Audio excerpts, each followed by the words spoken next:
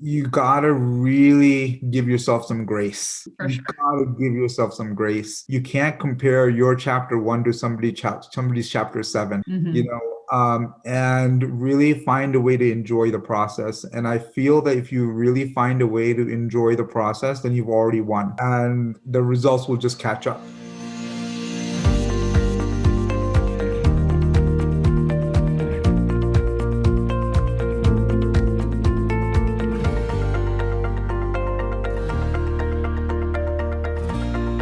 Hey, authentic influencers, I'm so excited to bring you like a brilliant business mind person because we haven't had this in a long time. Welcome. Okay, I'm going to say your name wrong again. Is it Imagine. Majid? That's right. Majid Zafer, right? Yeah. All right, awesome. We got it. So, welcome to the show. Thank you. Thank you for having me, Brooke. Well, I'd love for you to tell us a little bit about your story and how you got into network marketing, and you do a lot Sure. of things now. So Yeah. have loved our conversation so far. So I can't wait to hear all about Yeah, I was kind of forced into network marketing at a very young age, as some few second generation network marketers that might be on this podcast. And so my parents were in Amway when it. I was 10 years old. And, I think till I was about 20, around that age. And so I went to every Amway convention and learned from a lot of thought leaders. And I really believe it was a foundation to helping me become an entrepreneur at an early age. So I'm very grateful and thankful to the network marketing industry. I stepped away from it just because I saw a lot of gaps in it, and it didn't feel right for the times. And then I just stepped into traditional business, kind of crushed it there. Because what's great is that whatever skill sets that you learn in network marketing, those are very applicable to traditional business also. So if you could run a successful network marketing company, you would probably also run a successful business. Now again, that comes with its pain points too, which is why I went back to network marketing. And it's been an amazing journey.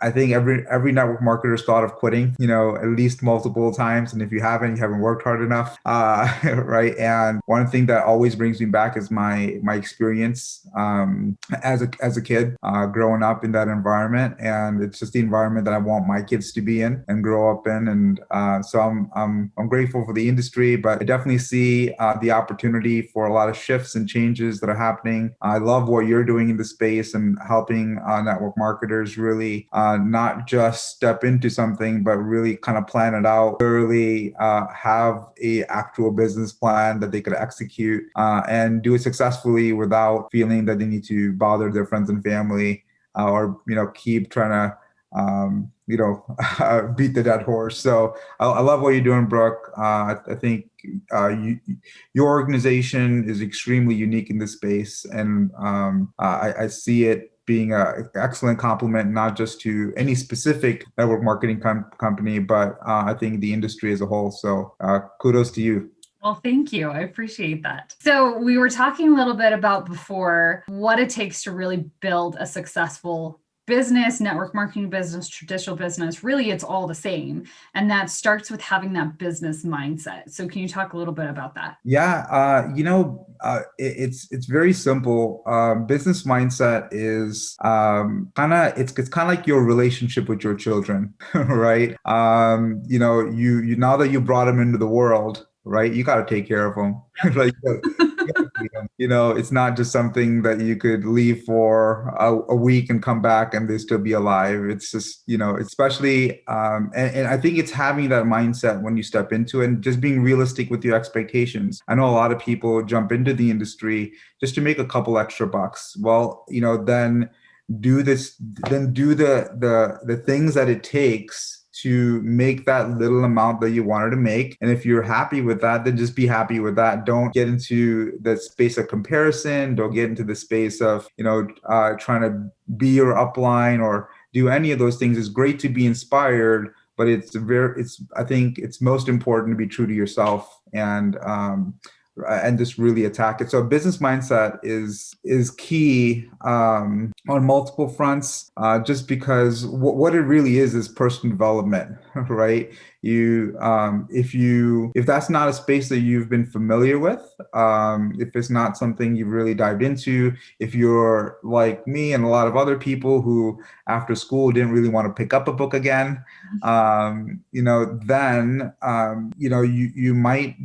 it might be a journey for you to take. And the best thing that's going to happen for you through that journey is who you're going to evolve into. And who you're going to evolve into is really going to be the catalyst for whatever you're going to create. So I think having just a good mindset in general, right, really helps. And the way that you take anything on is if you're going to give your time to something, that's your child, because your time is your most important commodity. And if you don't respect it, then you'll just waste it, and you'll wake up someday and say, "Hey, what happened?"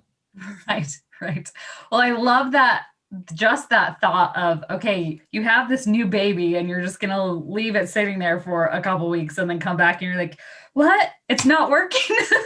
Yeah. And that so many people I see do that. They think that, oh, well, I'm going to join this company and in 3 months, I'm going to be making 6 figures and it's going to be amazing because so-and-so did it. But they don't see all the hard work and everything that goes in behind all of that. Yeah, and I think network marketing, but just like any business, this is applicable to any business. It's like a plane taking off, right? Like most of the fuel gets used during takeoff. You're cruising in the air. You don't use much fuel, and in business it's the same way. You really, the first couple of months or the first 6 months or the first couple of years are really grind time, right? If you come into it saying, "Hey, I'm just gonna throw an hour here or there," then what you're really doing is you're playing the lottery, right?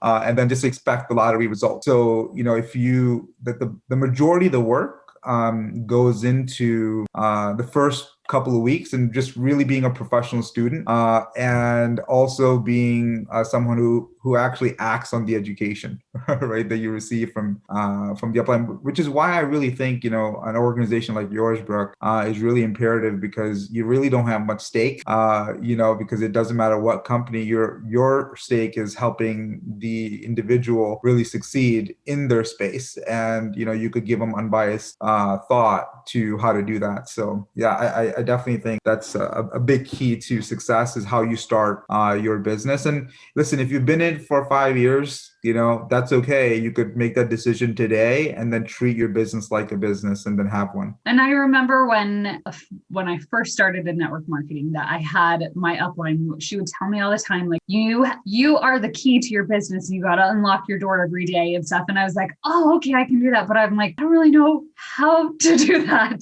So when you say treat your business like a business, and like, we got to open our doors every day, what are some tips or things that people can do to actually start thinking about their business like a business? Yeah, I have a process, I call it the process of creation, which is basically, if you take that process and you apply it to any business or anything really, you can create it. Right. And it's how do you take what you think might be impossible and bring into the realm of possibility, right? Well, Even if you don't know how you're going to get there. And I think the thing that stops a lot of people is that they feel that they need to succeed based on what they know.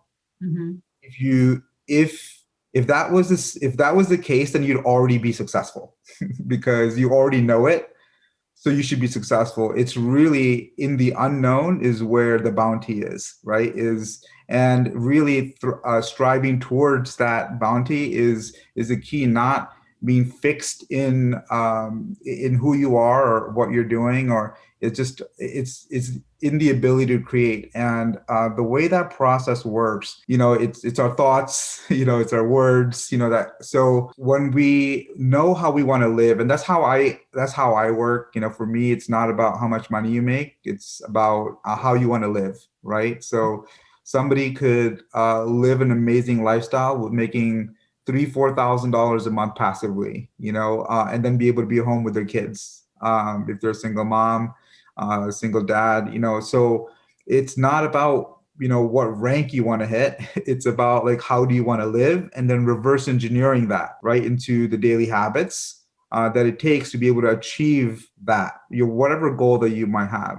So the process of creation really goes into protecting yourself from yourself. Okay, at least if you're like me, and sometimes you're your own worst enemy, then you got to protect yourself from yourself. And no one likes, there's two things people don't like doing is number one, they don't like looking bad, and they don't like not looking good, right? So the thing is that when you have to enroll your community into your possibility that you want to create, which is basically meaning letting everybody know what you're going to be up to. It's not about getting them to do anything. It's just letting them know what you're up to and what you're going to be creating for yourself. And it's kind of like I actually just moved to Las Vegas from Chicago about a year ago.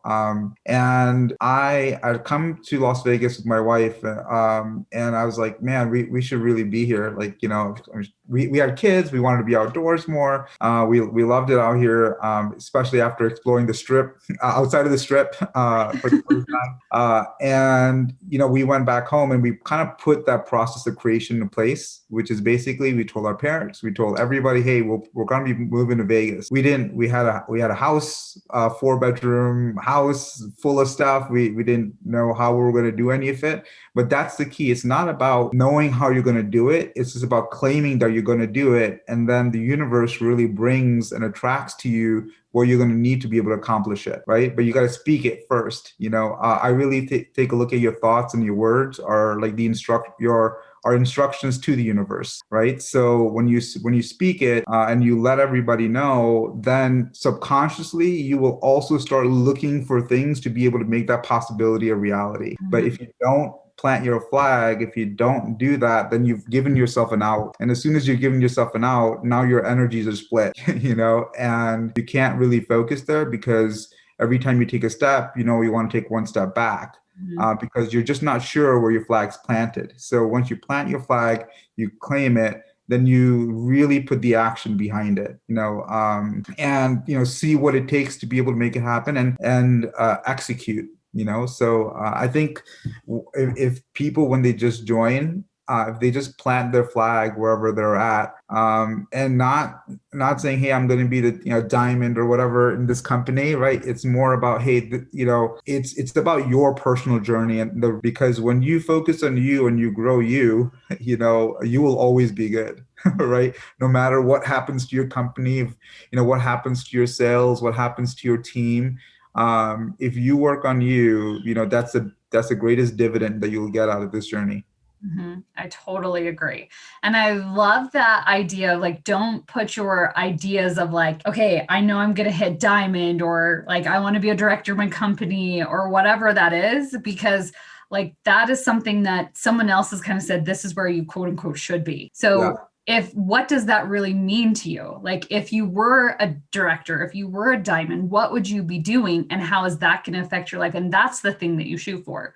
Because I found so many times, and I bet this is for you too, even with your example of moving from Chicago to Las Vegas, I'm sure you had an idea of, okay, I think this is how it's going to work. But every step that you take, you're like, oh, I totally didn't see that coming, but I see how now it's like leading me to the next step and the next step. And so it's planting that flag where you want to be, and then really just giving up all expectation. So it's not that I have to do this in 6 weeks, or it's going to happen in a year.